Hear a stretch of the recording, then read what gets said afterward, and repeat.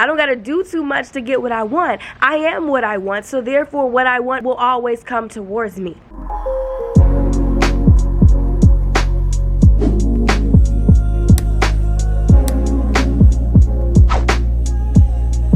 And before we start this episode of Moondays, I just wanted to give my store a quick shout out at mysticmommy.com, where we sell beautiful crystals, raw crystals, crystal jewelry, and even clothing. So check us out down below in the description box and let's get into it. How to be magnetic. So you want to be magnetic. So you want to be attractive to the things that you desire. So you want to not have to chase after everything, because the more that you chase and chase and chase, what do you think that thing that you want is going to do? Why are you running?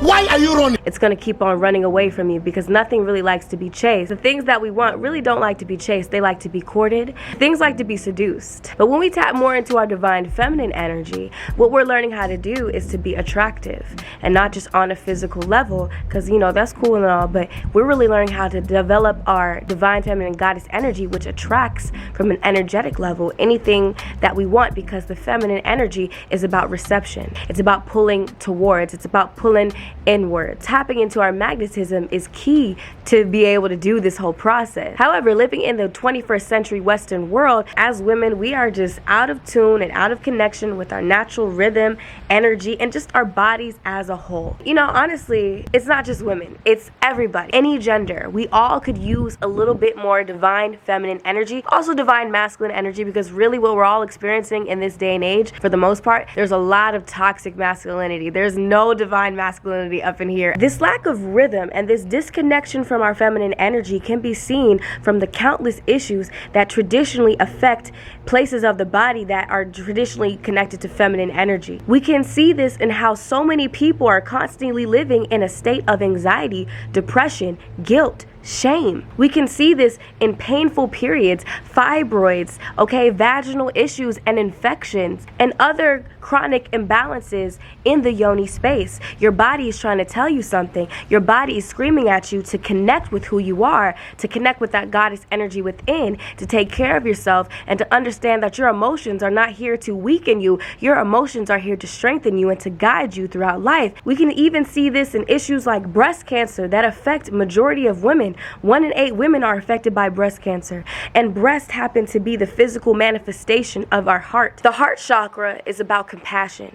It's about nurturing. It's about the ability to nurture ourselves, to heal ourselves, and to have compassion not only for ourselves but for other people. When our heart chakra is balanced and in alignment, it keeps all the organs and things associated with our heart chakra also healthy. This includes our upper spine, our lungs, our shoulders, as well as, of course, our breath. So when a woman constantly sacrifices her own personal and emotional needs, or pretends that she doesn't have emotions, is constantly giving to other people but forgets about herself, when she gets used to numbing herself and her body, this can lead to all of those organs associated with the heart chakra being out of alignment, which causes the majority of deaths and disabilities in women. So the heart chakra is so important.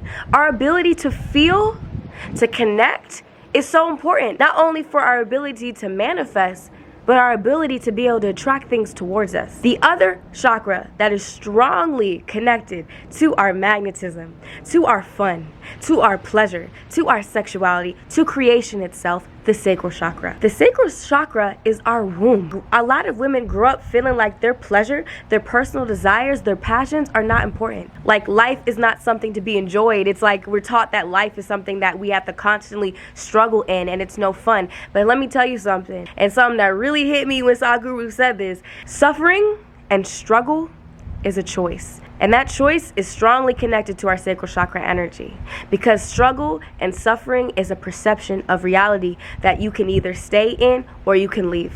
As women, our sexuality is often policed and controlled. It's almost like we're taught that us experiencing pleasure in our bodies by ourselves is a sin, but at the same time, we're supposed to do it well. We hear sentences like, "Oh yeah, I hit that," or taking someone's virginity, as if sex is something to be taken from women instead of giving her an experience of mutual consensual pleasure. We learn that sex is to solely please men, and this is true, this is factual, this is evident when 70% of women women don't experience penetrative or internal orgasm. We are not connected to the internal part of ourselves, our womb, our sacral chakra energy, our center of creation. Because the truth is, every woman is capable of experiencing a plethora of orgasms. Our bodies are orgasmic, but it's the lack of connection and love that we have within our bodies that stops us from being able to relax enough and to connect enough to be able to express that orgasmic potential. Orgasms and sex is not just about pleasure, people.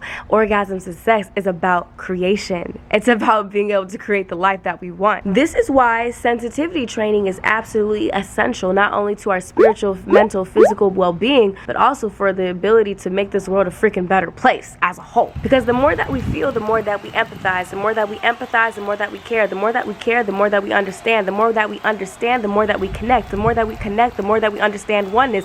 The more that we understand oneness, the more that we understand there's nothing separating me from you. We are the same. The more that we understand that, we will no longer treat each other like shit. And that is what makes the world a better place. Feminine energy, sensitivity makes the world a better place. I don't mean to get all kumbaya, I'm just saying. What can really help solve this issue is us tapping into our divine feminine energy, which is our ability to feel, to touch, to be completely embodied, to tap into our magnetism so that we can attract what we want towards us instead of to always have to chase, and then wonder why things run away from us. When you put your goddess energy in alignment within you, you see how the wind's picking up? When you start to put that energy into alignment, everything outside of your life matches that same thing. Because what's happening outside is a reflection of what's happening inside. We tend to be disconnected from our feeling bodies. Like I discussed before, today we are going to be talking about the feeling bodies and what that means. And this has a lot to do with the heart chakra and the sacral chakra, as I discussed before. The heart chakra deals mostly with our emotional feeling body, so really being able to tap into our emotions as well as our intuition, right?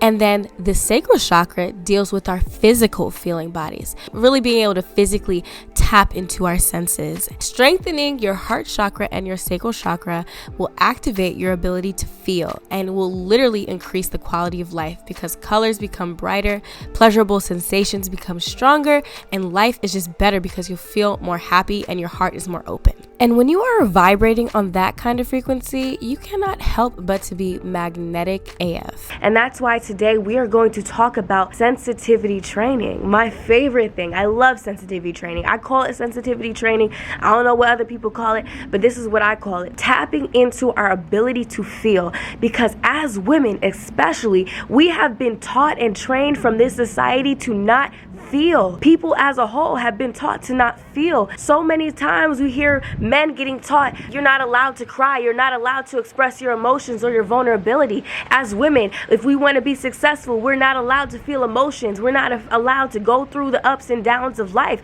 when that's not true. Suppressing that ability to feel is suppressing that ability to really be able to connect with people on a deep level. And when you don't feel, you don't understand what is and what isn't right for you. So that's exactly why you attract certain situations towards you that you don't like. By doing sensitivity training, we are enabling our senses. We're stepping back into that goddess energy, and we're stepping back into the ability to truly become the magnet, to magnetize the Venusian energy within us that says, I don't got to do too much to get what I want. I am what I want, so therefore what I want will always come towards me. So how do we do it? Sensitivity training is a process. For some people, it could happen overnight. I'm not one to, kill dreams. It could happen overnight for some people. We're all different. But for some people, it can take longer. But whatever the case is, you want to bring grace and have grace to your process and allow yourself to just go with the flow. And honestly, that's the first step to all of this sensitivity training stuff I'm about to start talking about.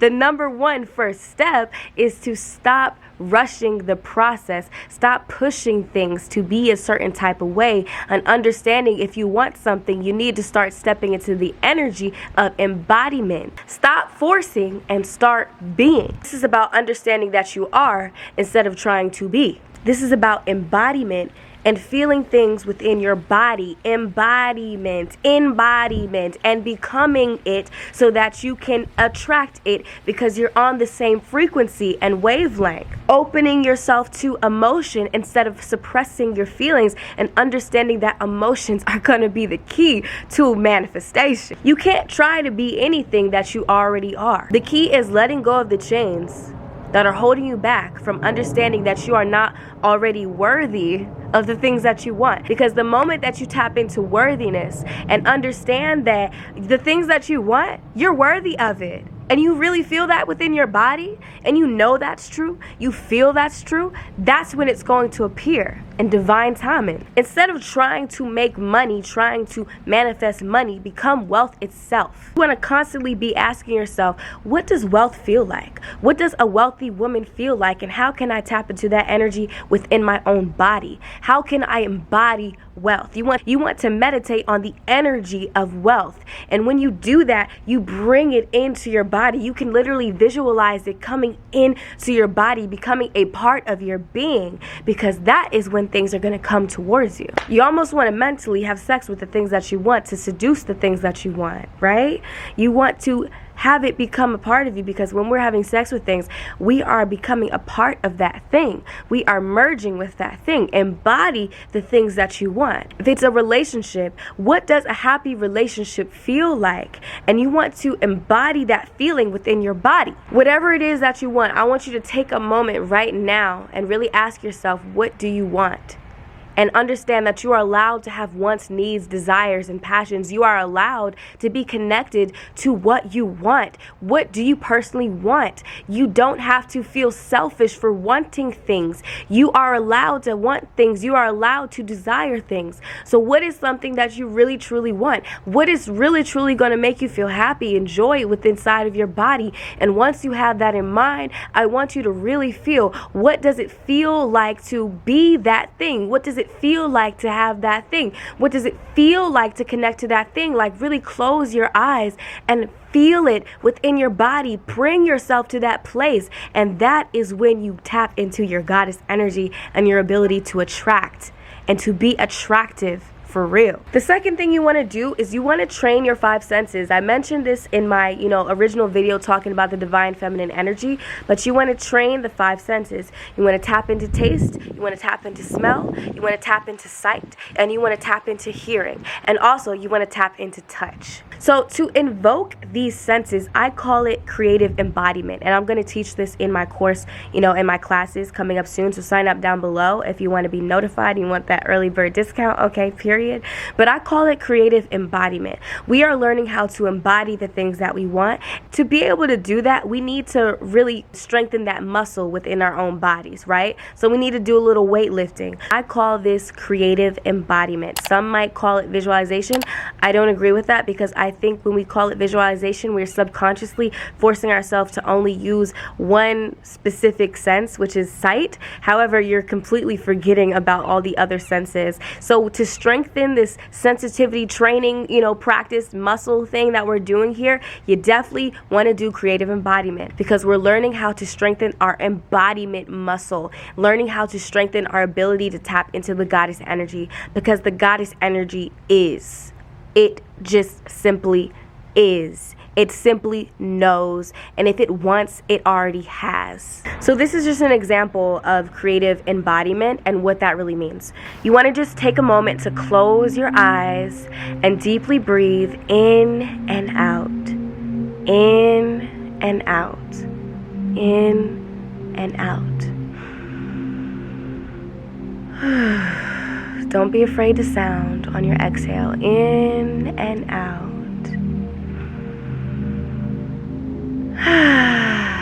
Sound your exhales, right? You want to get into a relaxed state of being. You want to rub your hands together, right? Rub your hands together really quickly.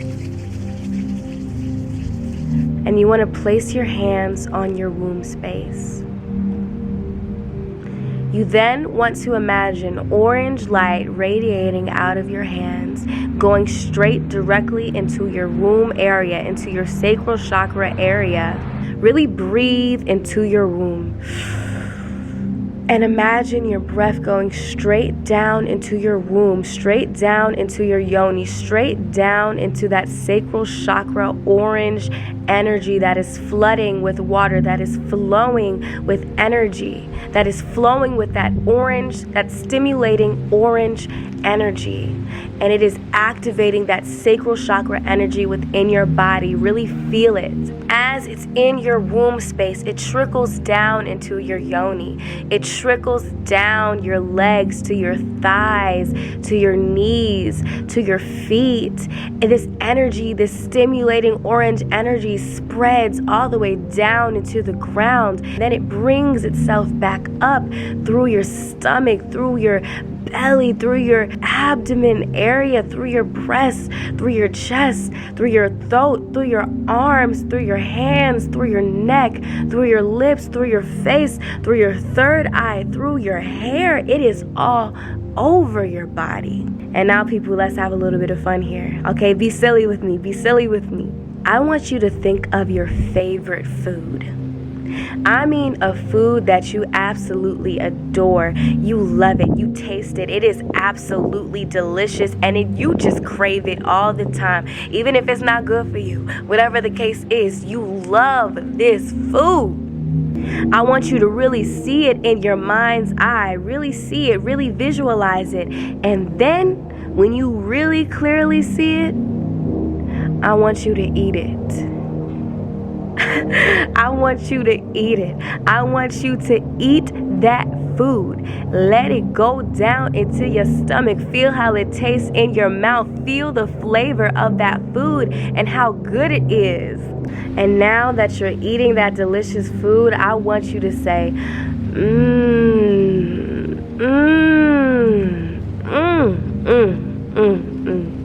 I'm serious. Get silly with me. Say, because the more that you stimulate that that vibration in your throat, you are stimulating your vagus nerve, which is connected to your genital area, which brings that vibration down to your gut, activating your ability to be more orgasmic, and also activating your ability to really be able to relieve depression and anxiety from your life. Scientifically proven, people.